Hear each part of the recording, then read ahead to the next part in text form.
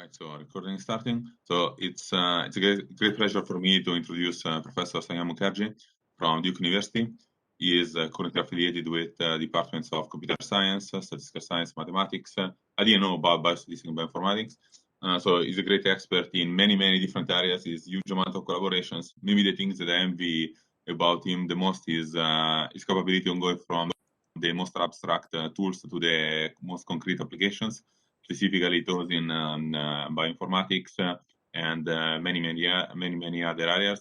I believe he's gonna talk about some about sheaf, right? And maybe some of his work in topological data analysis with applications to bioinformatics, I would guess. Right? But another thing I want to say is that I had the luck and the opportunity to meet him 3 years ago now at Duke, and I remember about him. It was a very fun person to have around and to talk to. So it's a great pleasure for us to introduce Dr. Mukherjee in our seminar series. So please. So thank you so much for inviting me, and I think you guys have a wonderfully exciting series, and yeah, it was a lot of fun to actually talk to people like Alessandro at some point, and maybe one day we'll be able to see each other in 3D again. Right. Which is probably the main topic of this talk. So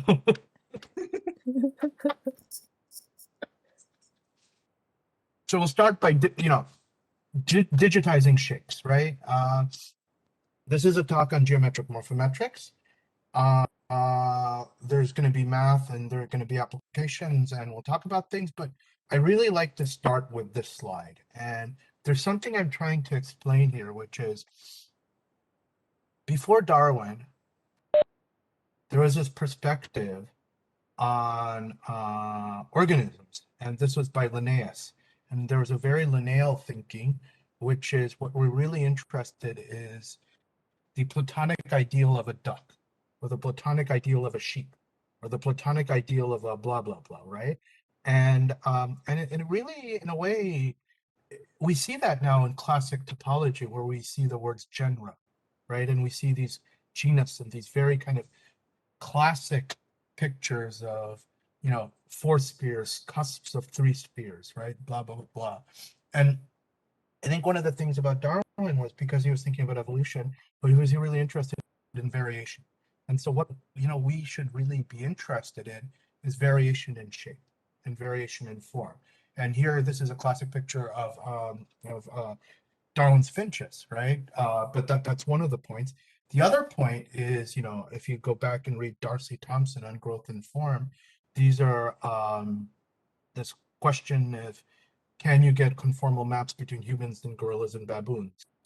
And part of that may seem silly, but there are also parts of that that are actually less silly in terms of, what does growth look like, right? So again, that's something that is also important in thinking about the problems that we face in biomechanics and morphometrics. So the third picture I'm showing is from my colleague Doug Boyer. And this is data set I'm going to come back to, which are, variation in heel bones, right? These are all micro CT scans of heel bones, some extinct, some extant, and how similar are they? How different are they? And what can you do with that? One thing you can do with that is you can take them, you can construct a phylogenetic tree, compute pairwise distances, construct a phylogenetic tree, and then say, hey, does this look like the gene tree or the species tree? If so, is it selection? If it's not selection? And one of the things that I think is a real challenge in morphometrics is making these selection arguments on shapes rigorous. And I'll touch on this towards the end of the talk. But right now, it's very, very crazy adaptionist. Everything is adaptionist, and I'll get back to that. There have classically been 3 ways of thinking about shapes. There's the idea of shape space by Kendall, which relies on landmarks, and I'll get back to that. There's an idea of Lie groups and diffeomorphisms. This is from the Grenander school. And again, I'll actually talk about that a little bit. The one I'm going to probably talk about the most is thinking about shapes in terms of excursions of random fields, and these are ideas from integral geometry. So back in the day, what was your data? You'd go to the British Museum and you'd get an artifact, and you'd say these are the interesting points on the artifact. And there were other people who studied similar artifacts, and they said these are the corresponding interesting points. And then what would you do? You would say these are my landmarks, and there's a correspondence between all of these. And what I'll do is basically I'll tell you this is how they're similar modulo translations, rotations, and scalings. And that is kind of shape space. And there's this interesting, amusing, and a little bit dark paper by Pearson where he wanted to figure out whether the desiccated skull that they had was really Cromwell's skull, right? And so they put down a bunch of landmarks, and then they got, well, skulls from recently decapitated prisoners, desiccated them, and saw how similar or different they were to try to test this. I don't think we can do that IRB anymore. So the data sets we get nowadays are much richer. So my colleague Doug Boyer has this beautiful repository of detailed 3D CT scans of all kinds of bones. And so that's part of the point. The other point, and this is work by Doug and Ingrid, another one of my colleagues at Duke, is that you can think about shapes as diffeomorphism. So you put down landmarks, put tiny little areas around them, and ask what kind of energy is required to move from one to the other. So that's a diffeomorphism-based approach. Now, one of the issues with diffeomorphism-based approaches is that, well, these are fruit fly wings. This comes from David Hoole's lab. And these are all normal. The ones down here are mutants. And you see that they're qualitatively different. They lose lobes, they gain veins, they lose veins. So that's really hard to deal with a diffeomorphic-based approach. And we'll talk about that as well. So let's say we have our data are really 3D meshes. So you have vertices, faces, and edges. And if you actually look at the raw input of an off file, which is one of the ways these are stored, you get a bunch of 3D coordinates, right? And then you get which ones are triangles, are there any edges, right? And that's literally how it's stored. So it's stored as a simplicial complex. The data are simplicial complexes when they're stored as an off file because they're meshes. Now, there's a more abstract version, and there's a reason why I'm telling you about this more abstract version, and these are called O-minimal structures. And the reason why I'm telling you about this is I'm going to talk about the radon transform and inverting things in a little bit. But the point is that if you have these sets, I want you to think about things as sets, and I'm going to say if you have axis-aligned projections, right? And if those are all nice in that they contain nice algebraic sets, then you have an O-minimal structure. This is a very, very fancy way of saying any axis-aligned projection is tame, that you don't have too many changes of critical points, you don't have too many changes of homology. This is all this is really saying. This is kind of the most abstract way of saying that. But what this gives us are constructible sets. So these are sets that have this tameness property, and we have something which is a constructible function, which, forwarding into the future, if you take any direction and you look at how the Euler characteristic is changing, or some type of Euler integral is changing, it doesn't change too often. It's tame, right? So that's what those were about.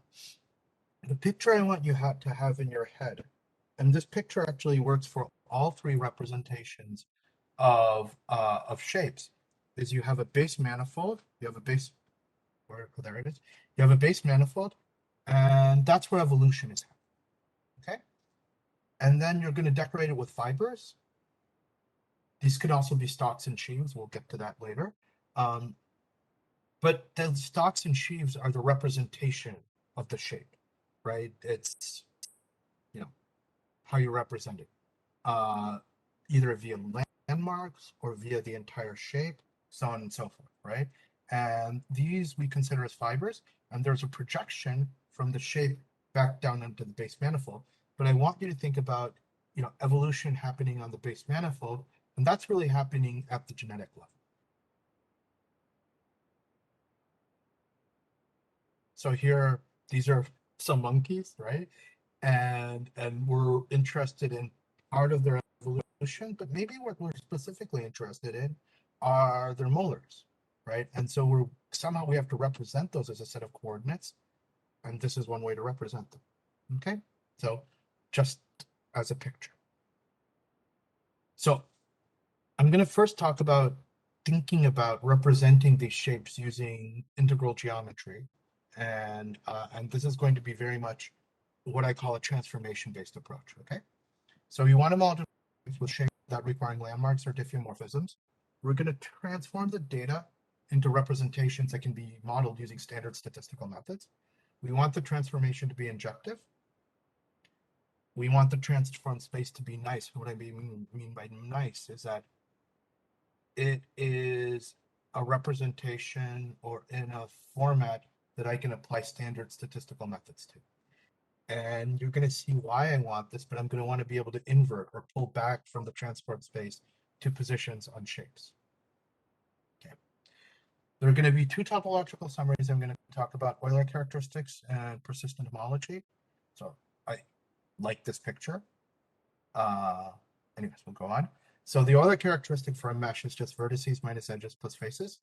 And what we're going to do is we're going to take the shape from various directions, sweep through it, and look at how the Euler characteristic is changing. So if we had a hand in 2D, this is just how the Euler characteristic is changing in terms of sublevel set filtration. And this is just basically calculating changes in critical points. Hand, Euler characteristic curve. This is what we call the smooth Euler characteristic curve, where we basically integrate this and zero mean it. Homology. So you can ask about the number of connected components. You can ask about the number of one voids, the number of two voids. And again, just to show a picture of persistent homology, water is rising. And you basically, what you're looking at is when this is zeroth homology, so we're asking about connected components. When we get a new component, right, and when two of them merge. And this gives rise to a persistence diagram, which you can think of as a summary of the data. Another picture, I take my points, make the radius of the balls bigger, and ask how homology changes. Persistence diagram is a multi-set of points, including the diagonal, which has infinite multiplicity. You can show that if you take the red function and the blue function, which are perturbations of each other, the red one being more smooth, you can compute these two persistence diagrams. And if the functions are close, then you can start showing that the diagrams are close. And there's a question. Yes. So just for clarification, the manifold M is finite dimensional for now, correct? Yes. Yeah. Thank you. We'll come back to that. Yeah. Okay. So we can formalize this a little bit more. So if you have M, which is in this constructible set, then you can think of the Euler characteristic transform as a map from the sphere to the space of Euler curves, right? A more concrete way of saying this is you take M, you go in a direction V, you go a distance T, right? And you compute the Euler characteristic. The smooth version is the same thing. It's now you just integrate it, subtract off the mean, so now you have functions that are L2. Persistent homology transform, same thing. You take sphere, you map it to diagrams of dimension D, and you do it for 0th, 1th, up to D minus 1 homology. There is a relation between the transform. There is a commutative diagram, and this is how they're related. The persistence diagram has more information because it gives you pairings, but we'll leave that there. And now you can define distances between shapes using this approach. I wanted to kind of highlight, this is a little bit like the radon transform. And why this is interesting is that when Doug put together all of the collections in Morphosource, and other people did, these are micro CT scans. How do you do micro CT? You take an object, this is your object, and then you take X-rays through different directions, right? Those are your projections. You take a ton of them, and then you, using algorithm, reconstruct the shape from those projections. Now, this is an ill-posed problem, and the most general version of when this problem is well posed is basically a statement by Shapira. And I'm going to ignore all the details on the slides, but basically what you do, you take one direction and you look at the fibers in that direction. You take a slightly different direction. You look at the fibers in that direction, and you have to have a nice integration theory for those. That is a summary of this slide, and this is Shapira's inversion theorem, and it's amazingly general. It's amazingly general. So originally, for 3D, Kate, me, and Doug proved that both the persistent homology transform and the Euler characteristic transform are injective using a very, very constructive proof. The proof is almost like an algorithm. Later on, we proved this for arbitrary dimensions, and that was joint work with Justin Curry, it was me and Justin and Kate. And at the same time, Rob Greist and two of his students proved the same thing. So these are injective. Now, one of the things that's interesting, and this later on proved to be practically useful, when you analyze shapes, typically the first thing you have to do is align them, which is the shapes they may be rotated, right? Translation's usually not so much of an issue. Really, the shapes are rotated. So you have to unrotate them and put them in the same rotation alignment, okay?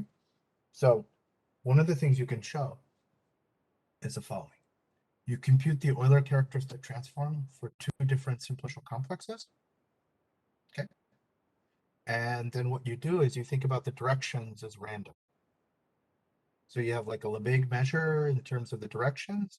And so if the push forwards on these random measures are equal, then there's some rotation, right? Or plus reflection such that the shapes are the same. So you can basically look at the distributions of the Euler characteristic curve. And and from that you can actually get alignment. And this is a trick that I'll touch on this later, that we use both for doing subimage selection on shapes, and we also use this trick for saying something about protein structure. Okay. So we said that I told you it's injective. Now there's a really basic question, which is how many directions do you need, right? So empirically, when Kate, Doug, and I started working on this, we found for 2D, we needed around 162. For 3D, we needed over 700. But, can we make this more formal? Can we get towards the guts of the math of is there some notion of a sampling theory for shapes? So there's really an amazing paper by Arnold. Actually, Arnold has many. If I tell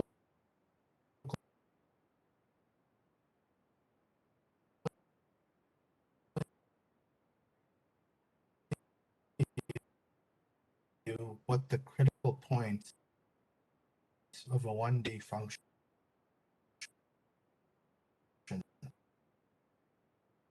are,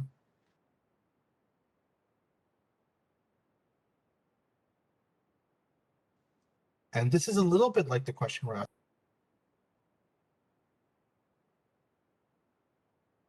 Shapes. So this is indexed by the dimension that we're embedding it in, or at any point on the shape.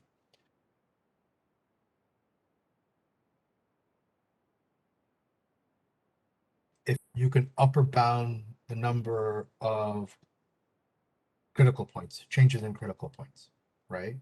So that's what the second part tells you. This is what we mean by curvature. You have a geometric simplicial complex. Look at a vertex. We say it's delta observable if there's a ball of directions, in that direction of angle delta, such that the Euler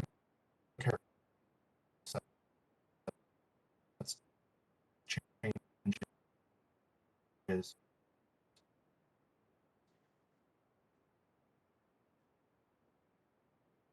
at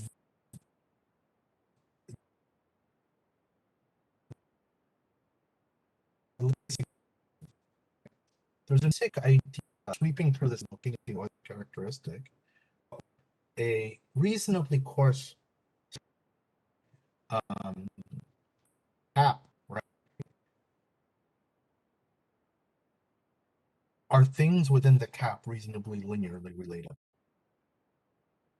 So if I go and I look in this direction, this is what the other characteristic looks like. And what I'm saying, if I just perturb linear relation between what happened in this direction, right? And when you lose it, you're in a new cap. And what you're really trying to say is they're not that bound on the number of directions you need. And this is interesting because this moduli space of shapes is it's infinite, right?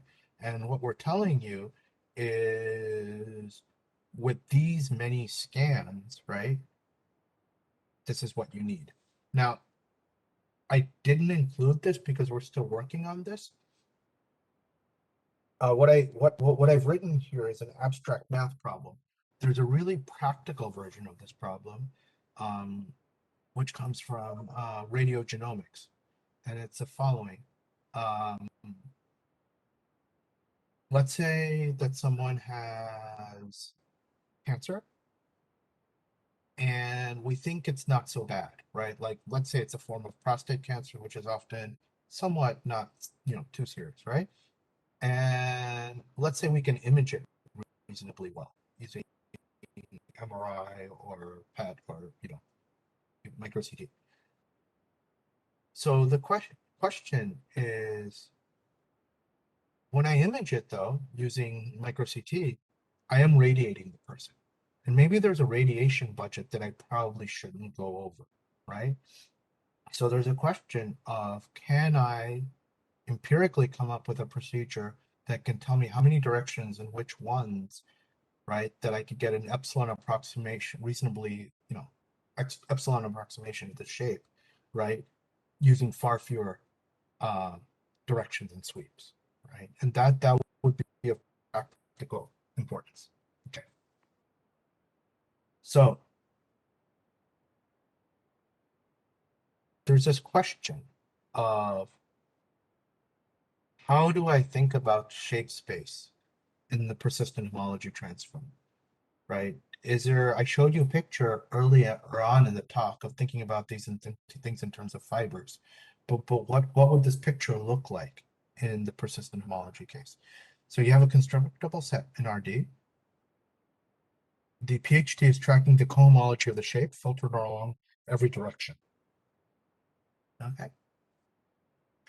So the question is, from that perspective, can I give a general, formulation of shape space, right? So when you can define a category, you can have objects, these are constructible sets in RD. The relations are inclusion sets. This is a Grothendieck site, and to each object you attach its PHT. So what I'm telling you is you have an object, right? This is my base manifold, you have an object, and to each of these, you're basically, the analog of the fiber now is a PHT. And what you can show is this is a sheaf. So the functor from the shape to the persistent homology of the shape is a sheaf. Now, what's interesting about this are two things. First, the PHT of a larger space can be constructed or computed from pieces of the shape. So that means that you can distribute it, okay? So that's what this theorem is saying. And that's open cover argument. And the other thing that you can show is, in many cases, degree zero information is enough. So you can recover the persistent homology only from degree 0. And yeah. Now, the point is, for meshes and piecewise linear shapes, this is all true. But once you go to something which is not piecewise linear, this is not true. Even something as nice and simple as a sphere, right? So this leads to the following point, is that you can take basically any nice shape and you can triangulate it, show that they're epsilon close under certain reach conditions, and it falls back to the previous case where you can use zero order homology. Okay. So things that are interesting in terms of more applied work. If you have the smooth curves, these are the smooth Euler characteristic, you can actually then write down an exponential family model. So you can write this down in terms of matrices, right? And here's one example. You basically discretize over the number of directions, you discretize over over the height function values, right? And so this gives you a matrix. Given a matrix, you can model it by the mean, the covariance between the curves, and the covariance between the points in the curve. This is what's called the multivariate normal. And so you can start building likelihood models for shapes. What we will look at very soon is you can actually even do this done parametrically. You can do Gaussian processes on this. Okay. Picture of a heel bone. What we did here were there were 106 primate heel bones. We computed the persistent homology transform, constructed a pairwise similarity matrix or pairwise distance matrix between all of them, and then did multi-dimensional scaling. These things are up here are all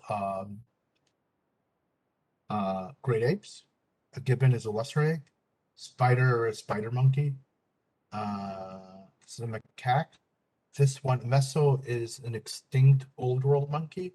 So this looks pretty good, except for one of the things that's interesting is that the spider monkey is actually a New World monkey. Howler monkeys and squirrel monkeys, these are again New World monkeys. The Saki is an extinct New World monkey, and these things are all lemurs. So wrong direction. So this is a prettier picture of what I showed you that my colleague Doug made. And one of the things that's interesting is that this is what you get from a classic manually placed landmark method. This is what you get from the diffeomorphism-based method. And this is what we get from our method. And we find this a little bit nicer. But there's a really basic question, which is, what's the gold standard? And how do we think about morphometrics when the shapes are no longer diffeomorphic? Right? And also related to that is, if you have a method that works for shapes that are not diffeomorphic, does it reduce back to what you would expect when they are diffeomorphic? And these are quite open. Okay. So here's another example, which is in radiogenomics, you have this, you have a brain. This is a glioblastoma. It's a brain tumor. It's a particularly bad one. And you maybe use some imaging to resect it. Okay. So we have a data set with 92 patients with matched gene expression or MRI data. This is from the Cancer Genome Atlas data set. We have gene expression data on these individuals. These morphometric features, these are features that oncologists and radiologists agreed on, and it's interesting, there's a lot of discussion. There are 212 of them, and they're reasonably detailed, and it was really a very extensive procedure for them to come up with these. These volumetric features are stupid. They're just like 5 numbers. And we used a variation of the smooth Euler characteristic transform to get topological features. And what we wanted to know is which of these are the best at predicting disease-free survival or overall survival. I think I just said this. So another way of saying this is you're using shapes and regression models. So what we did was we took each tumor slice and we compute the smooth Euler characteristic curve for it, transform for it, by just basically rotating around in direction. And that's what I'm showing you. We used a Gaussian process model. It's just a picture of it. Each point you throw down a normal, and that's weighted. And the nice thing about a Gaussian process model is you have a prior, and you can very nicely compute both the predicted value at a new point as well as its uncertainty. And these are the formulas used to do it. In a Gaussian process, the key quantity is a covariance function, and we use two of them. One is just assuming that given a smooth Euler characteristic transfer from one shape and another shape, they're just linear, just a linear similarity. They're also kernels based on distances. One is the Gaussian kernel. This is the Cauchy kernel. This has a little bit of a heavier tail. And what I just wanted to tell you, slide, is that the best predictor, the most accurate predictor of the variation in outcome is actually coming from our topological features. And the way we did this is we included 80% of the data, and then we try to predict it on the 20% of the data left out. And we did this many, many times. And this number is telling us how many times this representation was the most accurate. Okay. So now there's a really interesting question that comes from that regression question, which is, okay, can you tell me which parts of the shapes are most variable, or telling me the most in terms of the difference? And this is a part of a method which we call Sinatra. And let me first give you an overview. We have, let's say, data from one species, collection of data from one species, collection of data from another species. Call this class 0, call this class 1. We sweep through a direction and we get an Euler curve. We take all those together, we stack them, and then we have a way of saying, okay, in which directions and what heights do we see the most difference between species 1 and species 2, right? And we color those in red. And then what we do after that is we take those directions and heights and map them back to 3D positions on the shape. And from that, we get a very nice heat map saying what are the 3D locations that are both different between these shapes. And what I'm going to do for the next 10 minutes is walk you through how we do this. Okay. So I already told you how to represent shapes via statistics summarizing their topology geometry. So that's done. I already told you the regression model. It's a Gaussian process. So now we need to derive some evidence of association, right? Some metric for each direction and height. So we often find in many statistical applications that nonlinear models are much more predictive than linear models. However, the advantage in a linear model is we have the notion of a beta. We have a notion of an effect size. We can tell you, in some sense, how strong, how relevant is each coordinate. So we did work, and this was not for shapes. This was a genomics application, statistical genomics application, where for nonlinear functions, we came up with the analog of an effect size. It's beta tilde, using some type of projection.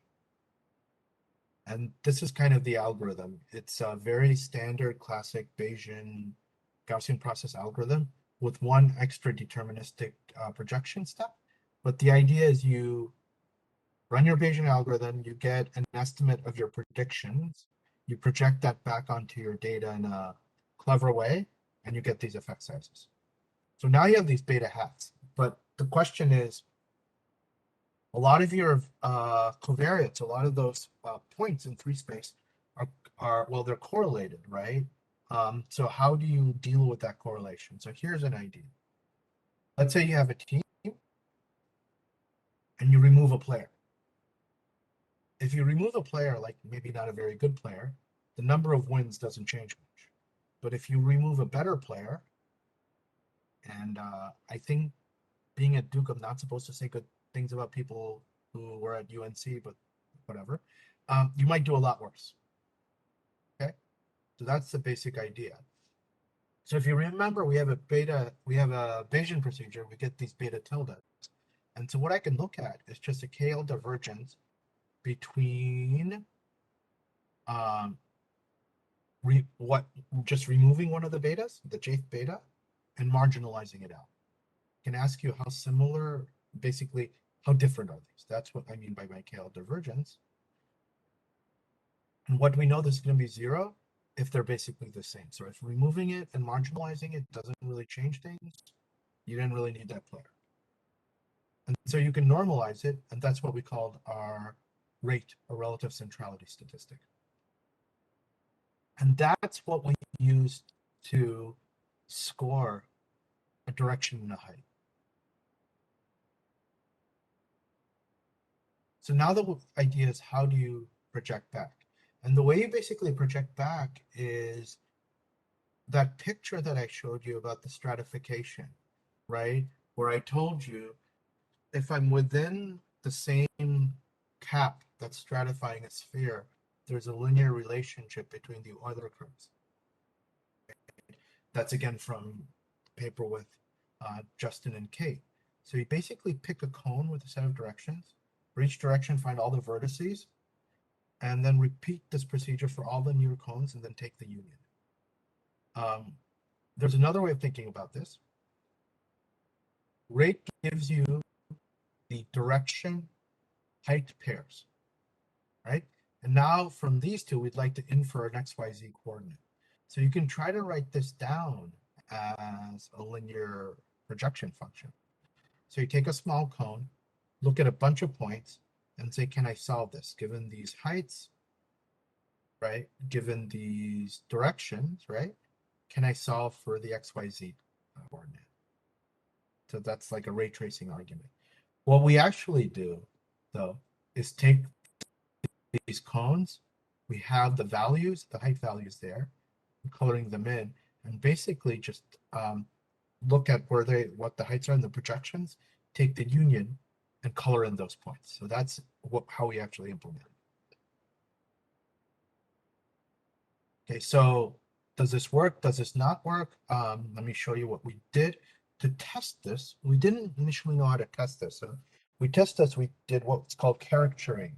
So we took a shape and we colored in this class, where we're going to change things, and in this class where we're going to change things. And then we actually went in and caricatured them. So made these bigger, made it bigger here. And then we asked, do we recover those kind of caricature points? And we constructed ROC curves and things like that to do that. And so for a more real data set, what we had were these different species of lemurs. And we knew one of them, we knew how different they were in terms of the phylogenetics. And we knew that this tarsus had this big cuspoid, like it had this structure. And so then we asked, if we do pairwise comparisons, this to this, this to this, this to this, is it true that these two are going to be more similar, these a little less similar, and these a little less similar? And this is what we get, right? Not a huge difference between the tarsus and its closest relative in terms of the cuspoid. Here it's bigger, and there it's bigger. So that's one example. Lauren, my collaborator, has been starting to build these neural networks, right, to try to use the ideas behind what I told you, Sinatra, to say something, for mapping from genotype to shape phenotypes. We've adapted this to look at protein structure. So recently, a student working with me, Henry, showed that all of the things I told you about shapes, we can also do for 3D fields, right? And this is interesting because the Euler characteristic is fundamentally discrete object. How to use it to handle continuous data. And so what we do is what we call the lifted transform. And this is a somewhat classic idea. This goes back to ideas from Jonathan Taylor, Keith Worsley, and Robert Adler, where they were interested in in MRI data, random fields. And what they would do is they would filter on the function values of this random field. Then they think about it as a Gaussian process and say things about that. So what we say in here is go in a direction, but also filter on the function values and use that as your representation. You can show this is injective, it's invertible, it has a lot of the same properties that the other character transform has. So we use this for a breast cancer imaging data set, where we're trying to discriminate between different phenotypes. And we compared it to a state-of-the-art machine learning algorithm, which has a lot of fine-tuning. We did almost no fine-tuning. And what we found is our results, our performance was comparable. Sometimes a little worse, a few times a little bit better, but the idea was really using this representation, using a simple Gaussian process model, we can do really just as well. So the last part of the talk, I wanted to talk about evolutionary models and fiber bundles. So again, I want you to come back to think about this picture as a base manifold. And on this base manifold, you have an evolutionary model. And I'll talk about that in a second. And then given a point on the base manifold, you have a stochastic process, which is characterizing the fiber, which is your representation of the shape. And I just said this. So on the base manifold, you can have, for example, Ornstein-Uhlenbeck process, a straight Brownian motion. If it's Ornstein-Uhlenbeck, this is how it's written, which is in terms of the recent, most recent time to ancestral, to ancestor. And here's an important idea. A fiber bundle is a quadruple. You have the fiber, you have the base manifold, you have the joint, and then you have a projection onto the base manifold, right? And what's really nice is there's a local trivialization, which from a probabilistic perspective is basically independence. So if you take these two shapes, if you can find a correspondence map, right, by minimizing some type of continuous transformation or diffeomorphism, right, then you can set this up as Gaussian process regression. Okay, so you have a joint kernel that's modeling the evolutionary process on the fiber. By the trivialization process, I can write that as a product, right? And the fiber version is, let's say, this distance. It's basically this kind of geodesic distance between one shape and another once they're transformed. Now, there's something very interesting about this. So again, and this is joint work with Shan and Ingrid Debashis. And one of the things we noticed when Shan was running this is when she computed the fiber bundle, it wasn't positive semi-definite. You had some very small negative eigenvalues. And for a long time, we were wondering, is this a numerical error? What's going on? Now, there's a theory which is really interesting, which is even if we didn't do the fiber, if you think about a manifold and you would define a kernel, Gaussian kernel on a manifold, and you use it by the naive approach of basically e to the minus kappa times the geodesic distance, unless the distances on that manifold are isometric to Euclidean space, that will not be positive semi-definite. You can prove that. Now, what you can show is if you write down, there should be a negative here, I'm sorry. If you write down W as Gaussian noise and delta as a Laplace-Beltrami operator, solutions to this Gaussian process will induce a kernel that is positive definite. So that's something that we are currently working on in terms of fixing it a little bit. But let's say we have two models of evolution. MI is, let's say, a bird burst process, MJ is Brownian motion, we can now compute things like Bayes factors. And we can use that to say, is this more likely or is that evolutionary model more likely? And we're running this right now, and we're really using this on a data set where we have a bunch of molars from lemurs in Madagascar, and we're trying to say, does this fit a evolutionary a burst pattern, or does it fit a Brownian motion, right? So we're working on this right now. Another just statement, this Gaussian process, it has an infinitesimal generator, and that's something that Tingran Gao worked on in his thesis, and it's related to something called a rough horizontal Laplacian. There are a lot of questions. I think this idea of localized transforms and hybrid transforms are really interesting. There's some people in INRIA are doing some really interesting work on this. There are some relations of this to dictionary learning, integrating genomics with imaging. One really cool thing that Lauren and student Emily, my colleague Lauren Crawford and student Emily are doing is using things that I told you to generate distributions on shapes, so generative models for shapes.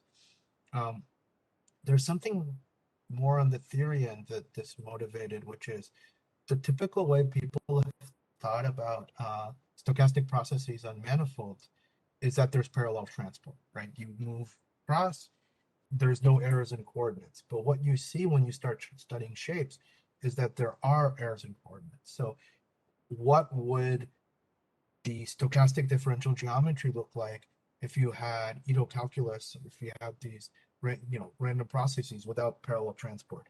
So we have some work on random Lie brackets and how they induce torsion. Yeah, fiber bundle theory, sheaf theory for shapes, there's a lot to do there. And there are people who talked to me and gave me money, and I will stop. Let's thank Dr. Mukherjee for the great talk. So are there any questions? I have many, but is there a question from the audience? I actually have a question. Yes, please. Sorry, it's freezing in my lab, so I have my coat on backwards. I'm from the neurobiology department at Northwestern. So I'm curious about when you were talking about your glioblastoma predictive survival rate thing. Was there any light shed on why the shape was a good indicator for survival rate, as opposed to like genetics or something? That's really cool.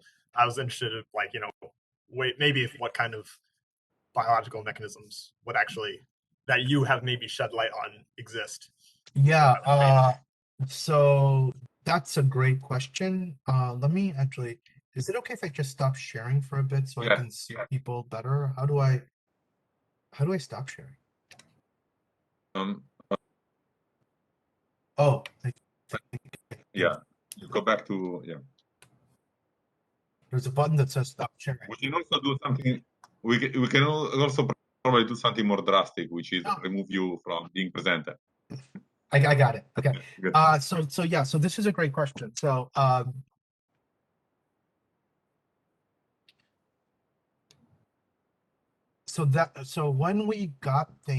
when we made those predictions, right?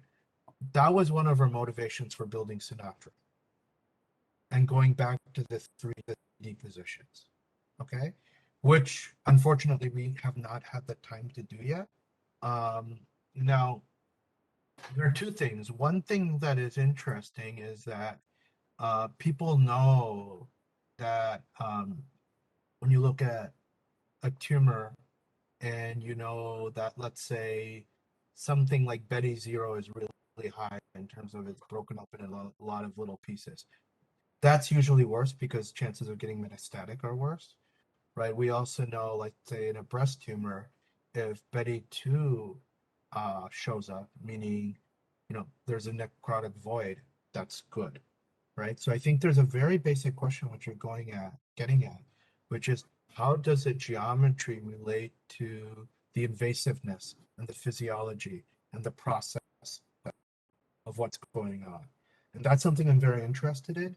I haven't been able to explore as much as I'd like to, and we haven't had time to go back and take our Sinatra results, apply it to the glioblastoma data, and say, kind of, these are like 3D coordinates or positions where variation seems to be really making a difference. Awesome. Yeah, that's really cool. That makes sense about Betty Zero. Have like there's a bunch of little tiny ones, and it's not totally coherent. Yeah, that would be pretty predictive of survival rate. yeah, And also like Betty Two being a void. I'm follow up, I guess. I don't know if this data even exists, but like, is there temporal data of like glioblastoma that you could maybe analyze and maybe even be predictive of where it spreads? I don't think we have that. What we do have, and we're working with actually right now, is the same thing with glioma, right? Because those people don't. Yeah. Oh yeah, that's good. Right.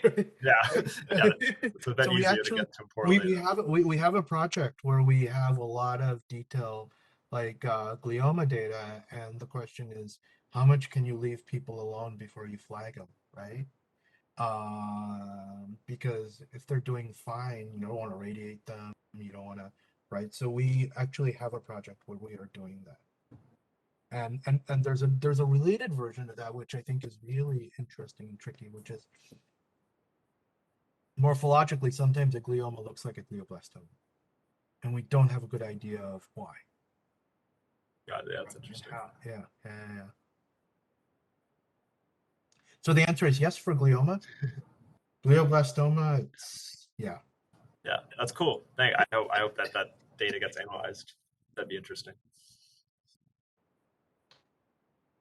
Thanks. No problem. So one of the things that was really neat about the Sinatra paper is we put it out on bioRxiv, and about 5 days later, we got an email from people at Genentech, which is like, we ran this, we used it for, is it okay to ask? And we're like, yeah, that's kind of cool you guys are doing that. And we're like, shit, we should probably license this so we can still use it. But so yeah. So I have a question about a couple of questions, maybe one. So sufficient statistics come out naturally in computations. You mentioned exponential families. You know where to find them. Do these topological invariants come out in any similar sort of computation? Like, yeah. So that's something we're trying to understand better. So let me state it this way. I gave you results which tells you things are injective or even possibly injective with a finite dimensional representation, right? I never called it a sufficient statistic because I am a statistician and I know I need a probability model to say that it's a sufficient statistic, right? And so saying something like this is a probability model that captures this entire class of shapes is a little bit harder, right?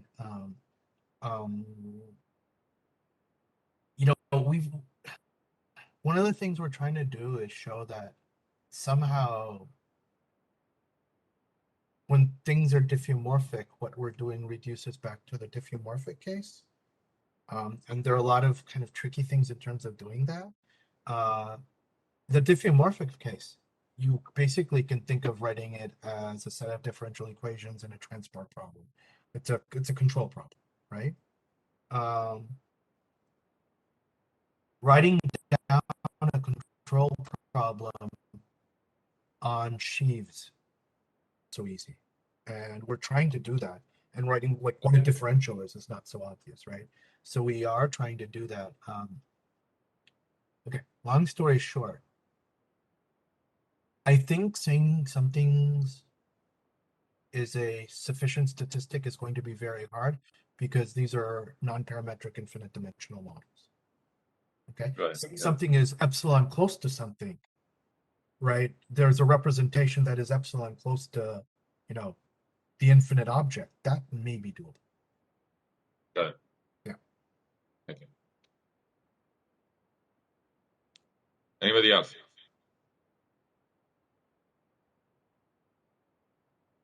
I have a, you know, if one Yes, more please. that's kind of easy, hopefully.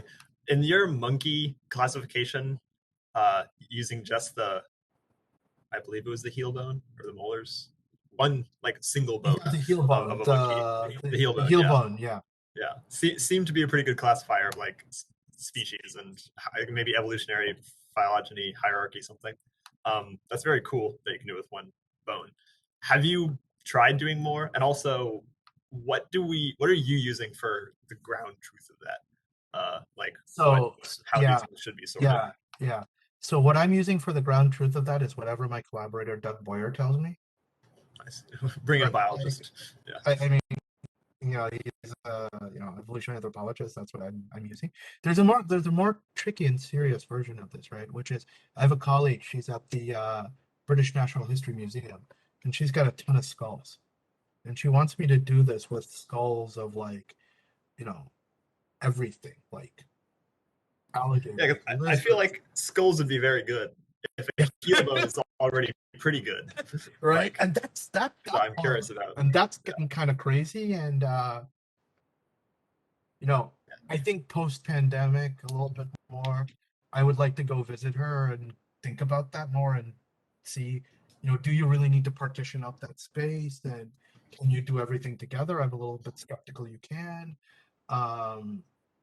But related to what you're saying, there's a math problem that you actually said, which is if things are diffeomorphic, right, we kind of plus or minus can tell you what is a gold standard distance. Yeah, I imagine like as mathematicians we can say like this is ground truth because they're topologically, you know. But when they're not, yeah. When they're not, this is a very, very tricky problem. There are distances, one's called the Gromov-Hausdorff distance, which is super brittle. So it's probably not a good distance, right? There is theory, there's something called Hadwiger theory that gets a little bit at this, right? But it's this is a very open problem. Like, so one version of this we're trying to solve is showing that, you know, under the conditions that things are diffeomorphic, this sheaf construction that we are trying to put together reduces back to the Fibre construction, and that's what it is, right? And the rest is like, it's breaking things into geometry and topology. If you see the topology is the same, right? That part is zero, and you just get back the difference in the geometry. The topologies are different. You pay some for the geometry, and this is the extra topological obstruction, right? We want to say something like that, but we can't. Yeah, that makes sense. Cool, thanks. Awesome. Well, so there are no other questions. Maybe we can thank Mukherjee again. And really, call me Cheyenne. Call me Cheyenne, please. Cheyenne. Okay, so Cheyenne, thank you very much for your time and for a very interesting talk. Hey, thank you guys. And one day, hopefully. Yes. This, yeah, exactly. 3D. 3D. Exactly, in the real world. Real world. Real world. 3. Yeah, exactly. So, thank you very much. Thank you very much. Bye. Thank you. Thank you. Bye. Bye. Bye. Bye.